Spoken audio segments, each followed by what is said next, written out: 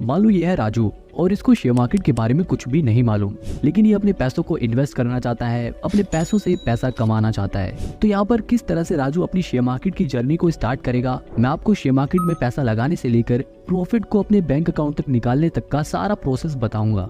अब मान लो कि राजू के पास सिर्फ 1000 रुपए हैं और वो इस 1000 रुपए से ही अपनी शेयर मार्केट की जर्नी को स्टार्ट करना चाहता है। वो 1000 रुपए लगाकर ही शेयर मार्केट के बारे में जानना चाहता है, शेयर मार्केट सीखना चाहता है। हो सकता है आप में से कई लोग ऐसे भी होंगे जो 1000 रुपए से ज्यादा भी पैसे इन्वेस्ट करना चाहते हैं, लेकिन हम यहाँ पर 1000 रुपए का ही एग्जाम्पल लेके चलते हैं, क्योंकि शुरुआत में आप जितने कम पैसे लगाओ उतना ही बढ़िया है। क्योंकि शुरुआत में हम अक्सर गलती ही करते हैं और हम अपने लर्निंग फेज में होते हैं, हम उस वक्त सीख रहे होते हैं, तो सीखते वक्त जितना कम पैसे इन्वेस्ट करो उतना बढ़िया है। तो वापस अपने एग्जाम्पल पे चलते हैं राजू के पास।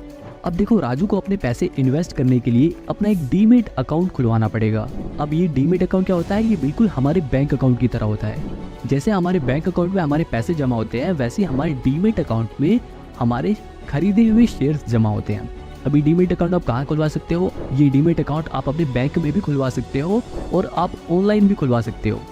अब बैंक में खुलवाने से क्या होता है कि बैंक आपको कई सारी सर्विसेज देगा, जैसे कि बैंक आपको एडवाइजरी सर्विस देगा, आपको ऑफलाइन ऑफिस प्रोवाइड करेगा जहां पर आप उनके ऑफिस में जाकर अपने ऑर्डर्स दे सकते हो कि आपको कौन से शेयर खरीदने हैं, कौन से बेचने हैं। आप वहां जाकर ऑफलाइन में ऑर्डर दे सकते हो। ऐसे और भी कई सारी सर्विसेज देगा, इसलिए हम इनकी सर्विस को फुल सर्विस ब्रोकर कहते हैं। अब क्योंकि ये ब्रोकर्स थोड़ी ज़्यादा सर्विसेज दे रहे हैं, इसलिए इनके चार्जेस भी हल्के से ज़्यादा होते हैं। दूसरा तरीका होता है डीमेट अकाउंट खुलवाने का, वो है ऑनलाइन। आप ऑनलाइन भी अपने डीमेट अकाउंट खुलवा सकते हो। 4-5 मिनट का प्रोसेस होता है। आपको अपना अकाउंट खुलवाने के लिए आपको अपना पैन कार्ड चाहिए, आपका बैंक अकाउंट चाहिए जो आपके ही फ़ोन नंबर से लिंक हो, आपका आधार कार्ड चाहिए जो आपके फ़ोन नंबर से लिंक होना चाहिए। ये 3 चीज़ें बहुत ही ज़रूरी है अपना डीमेट अकाउंट खुलवाने के लिए, चाहे आप ऑफलाइन खुलवाओ चाहे ऑनलाइन खुलवाओ। अब मान लेते हैं कि आपको ऑनलाइन अपना डीमेट अकाउंट खुलवाना है। अब ऑनलाइन में भी 2 तरह के ब्रोकर होते हैं, एक होता है फुल सर्विस, एक होता है डिस्काउंट ब्रोकर। अब फुल सर्विस वाला बिल्कुल जैसे मैंने बैंक वाला एग्जांपल दिया था वैसे ही ये ब्रोकर भी होते हैं। फुल सर्विस में आपको एडवाइजरी सर्विस वगैरह देते हैं, जिसकी वजह से ये थोड़े ज़्यादा चार्जेस लेते हैं। अब ये जो डिस्काउंट ब्रोकर होते हैं ना, वो एडवाइजरी सर्विस नहीं देते, वो ना ही आपको ऑफलाइन ऑफिस प्रोवाइड करेंगे जहाँ पर जाकर आप ऑर्डर दे सकते हो। ऐसी कुछ सर्विसेज होती है जो ये डिस्काउंट ब्रोकर नहीं देते, इसलिए इनके चार्जेस कम होते हैं। मेरे हिसाब से ऑनलाइन जो आप अपना मोबाइल में डीमेट अकाउंट खुलवाते हो वो ज़्यादा आसान होता है और झंझट भी नहीं रहती उसमें। देखो, अभी मार्केट में बहुत सारे ब्रोकर हैं, जीरोधा, ग्रो, धन, एंजल वन, अपस्टॉक्स, एमस्टॉक, ऐसे बहुत सारे ब्रोकर हैं जिनके पास आप अपना डीमेट अकाउंट खुलवा सकते हो। अब देखो, इन सभी ब्रोकर में से कुछ ब्रोकर के पास अपना अकाउंट खुलवाना बिल्कुल फ्री है और कुछ ब्रोकर ऐसे भी हैं जिनके पास अकाउंट खुलवाने के पैसे लगते हैं, अकाउंट ओपनिंग चार्जेस लगते हैं। अब क्योंकि भैया राजू शुरुआत में सिर्फ 1000 रुपये लगा रहा है, तो उसके लिए फ़ायदा यही रहेगा कि वो ऐसी जगह अपना डीमेट अकाउंट खुलवाए जहाँ पर अकाउंट खुलवाना फ्री हो। अब क्योंकि इतने सारे ब्रोकर मार्केट में हैं, तो अगर आपके दिमाग में डाउट आ रहा है कि आपके लिए कौन सा ब्रोकर बढ़िया रहेगा, किसके पास अकाउंट खुलवाना सही रहेगा, अगर आप ये जानना चाहते हो तो आपको आई बटन पे जो वीडियो दिखा रहा है आप उस वीडियो को भी इस वीडियो के बाद देख लेना। मैं इसका लिंक डिस्क्रिप्शन में भी दे दूंगा। अभी आगे बढ़ते हैं और मान लेते हैं कि आपने अपना डीमेट अकाउंट खुलवा लिया। अब देखो, डीमेट अकाउंट खुलवाने के बाद ना फिरते ही आपको किसी भी शेयर में इन्वेस्ट नहीं करना, आपको कोई शेयर नहीं खरीदना। पहले एक आध हफ्ते आप उस ऐप को चलाना सीखो। आप ना रोज सुबह शाम देखो कि किन शेयर का प्राइस बढ़ रहा है, किन शेयर का प्राइस घट रहा है। आप उस ऐप को चलाना सीखो। आप ये देखो कि कैसे किसी कंपनी की शेयर को ढूंढते हैं। मतलब एक आध हफ्ते जब आप लगातार उस ऐप को चलाओगे तो आप उस ऐप से फेमिलियर हो जाओगे, आपको ये आइडिया हो जाएगा कि वो ऐप काम कैसे करता है और आपको कुछ कंपनियों के शेयर्स के बारे में भी पता चलेगा। अगर आप और भी जल्दी उन ऐप को चलाना सीखना चाहते हो, चाहे आप किसी में भी अपना डीमेट अकाउंट खुलवाओ, अगर आप उस ऐप को चलाना सीखना चाहते हो तो आपको हमारे सिंपल इन्वेस्ट चैनल पर सभी ब्रोकर्स के ट्यूटोरियल वीडियो मिल जाएंगे। आप उन वीडियोज़ को देख सकते हो, चाहे आप किसी में भी अपने डीमेट अकाउंट खुलवाओ। उन वीडियोस को देखने के बाद जब आप उस ऐप को चलाओगे तो आपको काफ़ी कुछ चीज़ें, काफ़ी फीचर्स पता चल गए होंगे। इन वीडियोस पे भी अच्छे खासे व्यूज़ आए हैं और ये वीडियोस लोगों को बहुत पसंद भी आ रही हैं, तो मैं आपको रिकमेंड करूंगा कि आप इन वीडियोस को भी ज़रूर देखना। अब मान लेते हैं 1 हफ्ते हो गए और आपको वो ऐप थोड़ा बहुत चलाना भी आ गया और आपको कुछ स्टॉक्स के बारे में भी पता चलेगा। अब तीसरे स्टेप में आपको खुद ही वो शेयर ढूंढने पड़ेंगे जिसमें आप इन्वेस्ट करना चाहते हो। ये नहीं कि आपके दोस्त ने कोई आपको स्टॉक बताया और आप उसमें इन्वेस्ट कर दो। कोई भी आपको अगर कोई स्टॉक बता रहा है तो उसमें इन्वेस्ट मत करो। आप अपने पैसे इन्वेस्ट कर रहे हो तो अपना खुद का डिसीजन लो, खुद शेयर ढूंढो, खुद इन्वेस्ट करो।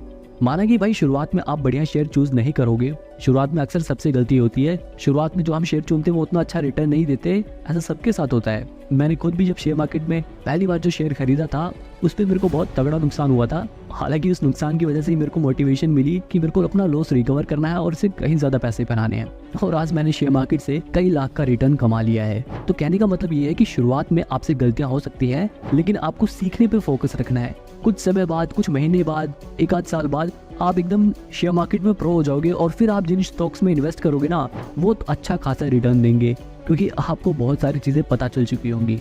लेकिन फिर भी मैं आपका शेयर ढूंढने का काम थोड़ा आसान कर देता हूँ। आप शुरुआती दौर में उन शेयर में इन्वेस्ट करो जिन कंपनियों को आप जानते हो। अब आप कहोगे कि भाई मैं तो किसी कंपनी को जानता ही नहीं, हमारे घर में ही है बहुत सारी ऐसी कंपनियां हैं जिनको हम यूज करते हैं। आप ये देखो कि आप किस कंपनी का साबुन यूज करते हो, आप किस कंपनी का टूथपेस्ट यूज करते हो, आप किस कंपनी की बाइक या कार यूज करते हो, अगर आप पढ़ते हो तो आप कौन सी कंपनी की कॉफियाँ यूज करते हो। ऐसी बहुत सारी डेली लाइफ की चीजें हैं जिन्हें देखकर भी आप ऐसी कंपनियों को पता लगा सकते हो जो शेयर मार्केट में आपको अच्छा खासा रिटर्न दे सकती हैं। और सबसे बढ़िया बात ये रहती है कि ऐसी कंपनी इतनी फेमस है और इतनी बड़ी है कि ऐसी कंपनी अगर तगड़ा रिटर्न नहीं भी देती ना तब भी इन कंपनियों में आपको लॉस होने के चांसेस एकदम लो होंगे, मतलब इनमें लो रिस्क होता है। और शुरुआत में आपको चाहिए क्या, आपको ऐसी ही कंपनी चाहिए जिसमें आपको भले ही प्रॉफिट ना हो लेकिन आपको नुकसान भी ना हो। आपका 1000 रुपये भले ही 2000 रुपये ना हो पाए, 1000 रुपये आपका 1000 ही रुपये रहे, लेकिन आप शेयर मार्केट से नॉलेज ले सको, आप उसके बारे में सीख सको। आपका मेन मोटिव तो यही रहना चाहिए कि आप ज़्यादा से ज़्यादा चीज़ें सीख सको, क्योंकि शेयर मार्केट से पैसा कमाना इतना भी आसान नहीं है। चाहे कोई कितना भी सिखा दे, आप कितनी भी वीडियो क्यों ना देख लो, जब तक आप वो सीखी हुई चीज़ें करके नहीं देखोगे तब तक आपको कोई भी एक्सपीरियंस नहीं मिलेगा। तो हम मान लेते हैं कि अब राजू ने अपनी बढ़िया रिसर्च करी और उसके बाद एक शेयर उसको मिल गया जिसमें वो इन्वेस्ट करना चाहता है। अब उसे इन्वेस्ट करने के लिए उस कंपनी के शेयर पे क्लिक करना है और क्लिक करते ही बाय वाला ऑप्शन आ जाएगा, उस बाय वाले ऑप्शन पे क्लिक करके वो शेयर खरीद लेना है। अब आप चाहे कोई भी ऐप यूज करो, शेयर को खरीदना और बेचना सबसे आसान काम है, लेकिन अगर आपको फिर भी इसके बारे में सीखना है तो आपको हमारे सिंपल इन्वेस्ट चैनल पर सभी ब्रोकर्स की ट्यूटोरियल वीडियो मिल जाएगी जिसमें आपको पूरा प्रोसेस बताया है कि शेयर खरीदते कैसे हैं, बेचते कैसे हैं। ठीक है, फिलहाल हम आगे बढ़ते हैं और मान लेते हैं कि राजू ने शेयर खरीदना भी सीख लिया। अब इसके बाद आता है शेयर को होल्ड करने का प्रोसेस। अब क्योंकि 1000 रुपए ही राजू ने शेयर मार्केट में लगाए हैं और ऊपर से उसने बड़ी फेमस कंपनियों में अपने पैसे लगाए हैं, तो यहाँ पर उसके पैसे एकदम से तो बहुत ज्यादा बढ़ नहीं जाएंगे, इसलिए उसे अपने स्टॉक्स होल्ड करके रखने पड़ेंगे। होल्ड करने का मतलब क्या है, आपको शेयर बेचने नहीं है, आपने खरीद लिया, आपको उसको अपने पोर्टफोलियो में पड़े रहने देना है। अब आपको हर 2-3 दिन में बीच बीच में अपना ऐप खोलकर ये देखना है कि आपका इन्वेस्ट किया हुआ शेयर कितना बढ़ रहा है, कितना घट रहा है। देखो, एक लॉन्ग टर्म इन्वेस्टर को बार बार अपने शेयर की परफॉर्मेंस नहीं देखनी चाहिए, लेकिन क्योंकि आप अपने शुरुआती लर्निंग फेज में हो, आप सीख रहे हो, तो शुरुआती दिनों में ऐसा करने में खूब मजा आता है। अपने शेयर को बढ़ते हुए देखने में, अपने पैसों को बढ़ते हुए देखने में बहुत खुशी मिलती है, और अगर लॉस भी होता है तो भी मोटिवेशन मिलती है। बस शुरुआत में ये याद रखना कि लॉस को देखकर टेंशन में पैनिक होकर शेयर को बेचने मत लग जाना। इसके अलावा ये देखो कि बाकी जो शेयर्स हैं वो कैसा परफॉर्म कर रहे हैं, कौन सा शेयर सबसे अच्छा परफॉर्म कर रहा है, कौन सा शेयर बेकार परफॉर्म कर रहा है, आखिर वो बढ़ क्यों रहे हैं, गिर क्यों रहे हैं। आप उसके पीछे का कारण जानने की कोशिश करो, इससे आपका इंटरेस्ट और भी बढ़ेगा, आपको और मजा आएगा ये सब चीजें देखने में। ऐसा करने से आप धीरे धीरे और भी सीखोगे, और धीरे धीरे जब आपको प्रॉफिट होने लगे, आपको ये थोड़ा कॉन्फिडेंस आने लगे कि हाँ आप बढ़िया कंपनी के शेयर चुन पा रहे हो, तो आप अपने और पैसे इन्वेस्ट करो। आप अपने उस पुराने शेयर को बेच मत दो, क्योंकि आप 1000 रुपये में ज़्यादा शेयर्स खरीद भी नहीं पाओगे।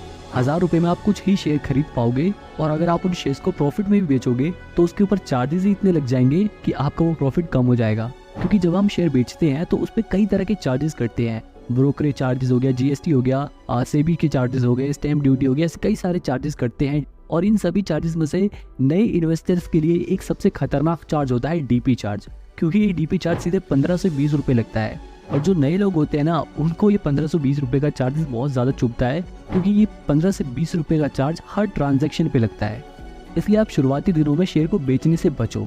लेकिन फिर भी अगर आपको लगता है कि आपका शेयर अच्छा खासा बढ़ गया है और अब ये सही टाइम है शेयर को बेचने का, तो आपको अपने उस ऐप में अपना पोर्टफोलियो खोलकर उस शेयर पे क्लिक करना है, और क्लिक करते ही उसके नीचे सेल का ऑप्शन आ जाएगा। सेल वाले ऑप्शन पे क्लिक करके आपको जितने भी शेयर बेचने हैं आप वो नंबर डाल के शेयर सेल कर सकते हो।